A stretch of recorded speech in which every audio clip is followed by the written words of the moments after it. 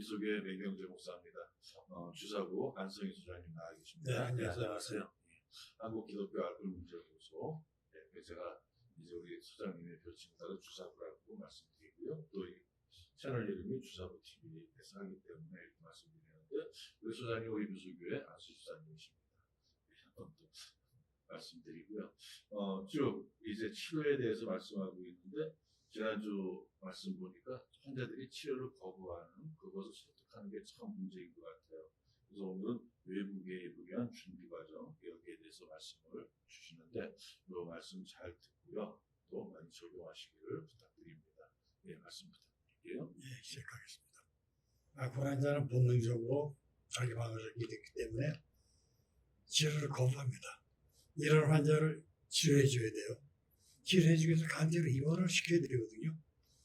이걸 어떻게 해야 되느냐, 그 준비 단계를 얘기하는 겁니다. 외부 개입을 위한 준비입니다. 어떤 질병이든 환자 자신이 병에 걸렸고 그 병을 치료하지 않으면 위험하다는 것을 깨닫게 하면 스스로 치료를 요청하게 됩니다. 일반적으로 알코올 중독자는 이 병의 특성상 자신의 질병을 인정하지 않는 경향이 있으므로 무엇보다 먼저 스스로 환자임을 깨닫게 해야만 합니다. 그래서 화학적으로 의존하는 사람은 그것을 받아들일 수 있는 형태로 그에게 주어진다면 현실을 받아들일 수 있습니다. 이렇게 알코올 의존을 있는 그대로 받아들이게 하는 법칙들을 간단하게 소개를 하겠습니다. 첫 번째, 환자에게 가장 의미 있는 사람, 특히 가족이겠죠. 환자에게 가장 의미 있는 사람이 사실이나 자료를 제공해야만 합니다.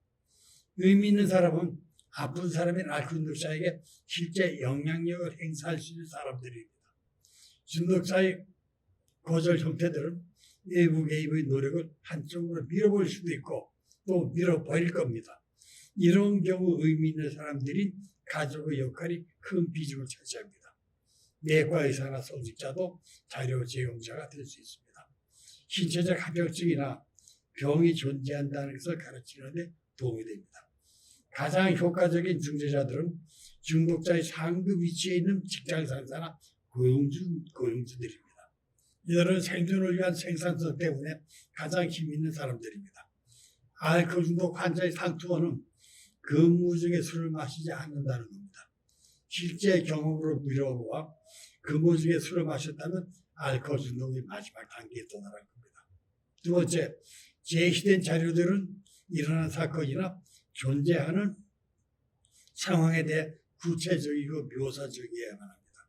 그러나 모든 일반화에 더불어 의견을 제시하는 문제는 피해만 합니다.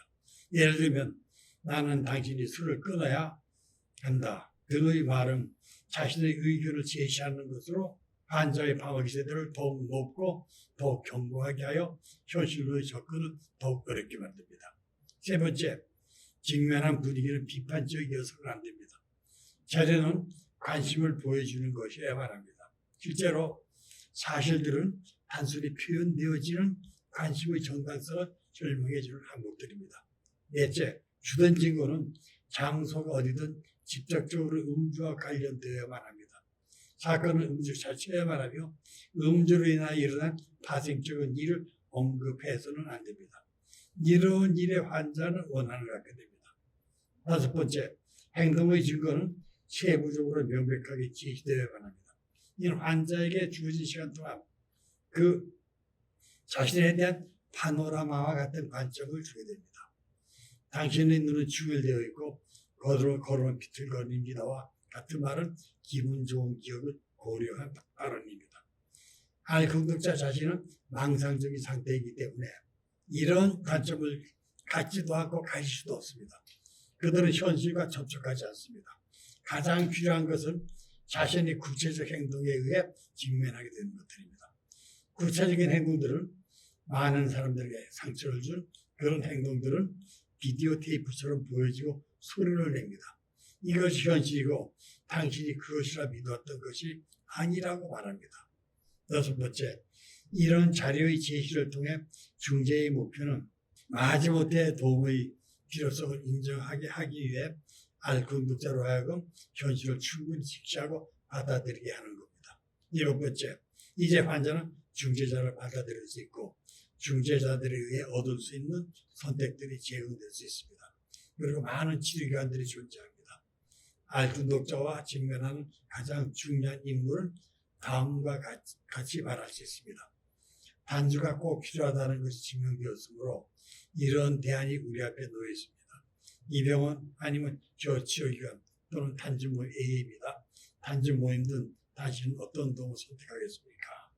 어떤 방법으로든 알통독자 본인 스스로 결정하여 참여하도록 허용하는 것은 존엄성을 느끼게 했습니다. 그러나 여기에 필수적인 것은 확고부동함입니다. 중재자들의 말이 의미 있는 바가 명백하지 않는 한 곧바로 알통독자는 그 방어 기제를 재편성할 수 있고 또 빠르게 그렇게 할 것입니다. 사실상 이 시점에서 그룹은 제시된 선택들을 받아들이지 않고 뭐라고 변명할 것을 예견하고 중독자가 현실을 직면하도록 미리 준비하고 있어야 합니다. 예를 들면 나는 회사 일이 바빠서 치료를 위해 결과는 해고될 것이기 때문에 다음에 치료받겠습니다. 와 같은 변명에 대한 대답할 준비가 되어 있을 때 알통독자가 치료에 갈 가능성이 높아지게 됩니다. 네, 여기까지 말도록 하겠습니다.